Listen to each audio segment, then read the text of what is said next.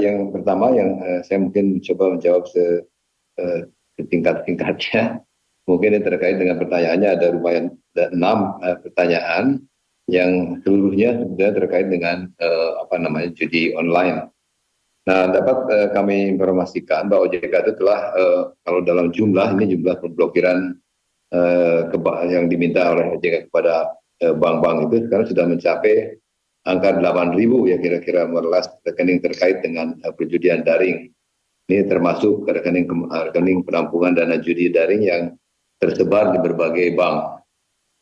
Nah, selain itu sebagai bentuk pembinaan dan upaya meminimalisasi pemanfaatan rekening bank untuk kegiatan transaksi judi daring, OJK juga telah meminta bank dan penyedia jasa keuangan lainnya itu melakukan apa yang disebut sebagai enhanced due diligence atau due diligence yang diperluas atau diperdalam atas nasabah yang terindikasi melakukan transaksi perjudian daring. Kemudian juga melakukan analisis atas transaksi nasabah-nasabah tersebut, kemudian melaporkannya sebagai transaksi keuangan mencurigakan atau ATKM ke PPATK jika ditemukan indikasi transaksi keuangan mencurigakan terkait judi daring dan membatasi bahkan menghilangkan akses nasabah tersebut apabila akan melakukan pembukaan rekening di bank di Indonesia. Ini semacam proses blacklisting.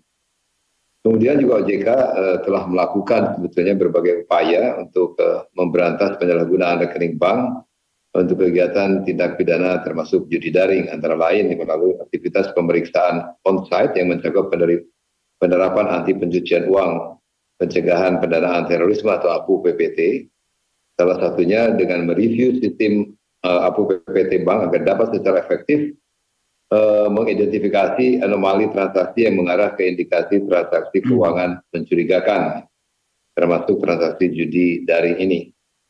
Menghimbau bank melakukan berbagai langkah mitigasi melalui surat pembinaan dan meminta bank senantiasa melakukan customer due diligence sesuai dengan ketentuan yang berlaku. Kemudian dapat kami sampaikan juga bahwa OJK bersama dengan Kominfo antara lain adalah fokus pada identifikasi dan berupaya mempersempit ruang gerak pelaku penampung atau fasilitator judi daring dengan melakukan pembekuan aset-aset bandar perjudian pada bank dalam bentuk rekening.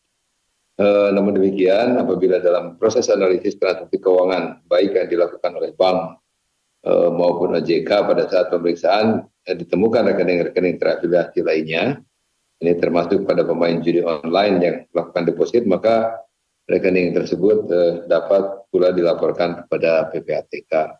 Terima kasih Pak Dian. Saya mau menambahkan sedikit terkait dengan tadi pertanyaannya menarik ya. Ada sewa menyewa rekening seperti itu ya, jual beli rekening dan lain-lain.